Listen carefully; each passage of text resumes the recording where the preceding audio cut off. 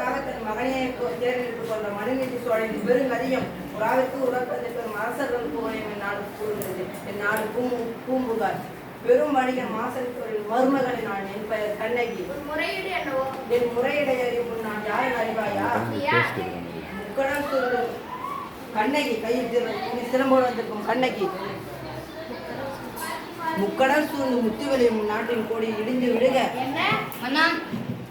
உன் அவசர தீர்ப்பிற்கு ஆளாகினாரே கோவலன், அவனின் மனைவியே நான்.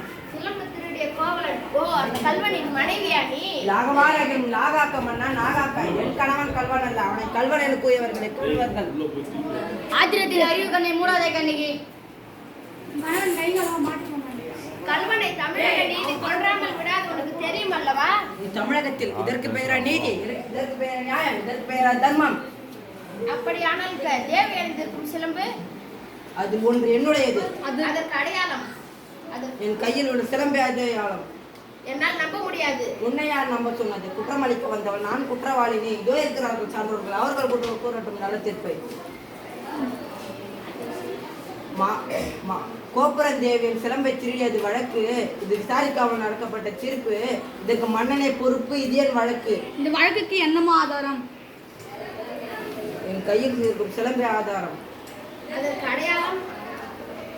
1000 கேள்விகள் கேட்டு உன்னை குற்றமற்றவனாக்கி கொள்ள துடிக்கிறாயே, இந்த ஒரு கேள்வி என் அத்தானிடம் கேட்டிருந்தால் அவரும் உயிரோடு இருந்திருப்பார். உனக்கும் நீதி தவறா நெடுந்தேடி என்ற பேரும் நிலைத்திருக்கும்.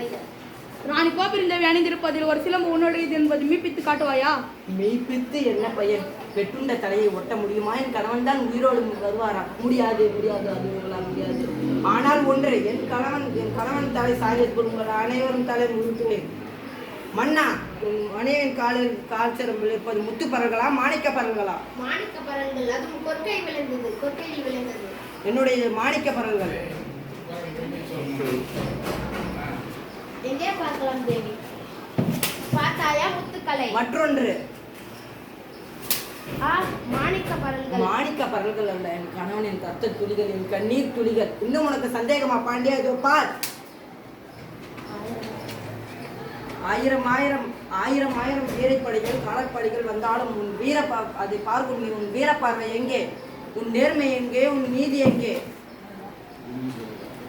மாசற்ற மாநிலம் காக்கும் உனக்கு செங்கோல் எதற்கு? தேவையில்லை. மணிமகுடம் எதற்கு? தேவையில்லை. என்னை மன்னித்து விடு கண்ணகி, என்னை மன்னித்து விடு. ஆராயாமல் அவசரத்தில் கொன்று பாருங்கள் என்று ஆணையிட்டேனே, நானே கல்வன். தமிழே, தாயகமே, என் தாயை, என்னை மன்னித்து விடம்மா, என்னை மன்னித்து விடு. மன்னா, நீதி தவறியதால் வளைத்த செங்கோலை உங்கள் உயிரை குறித்து நிமித்தி விட்டீர்கள் மன்னா, நிமித்தி விட்டீர்கள்.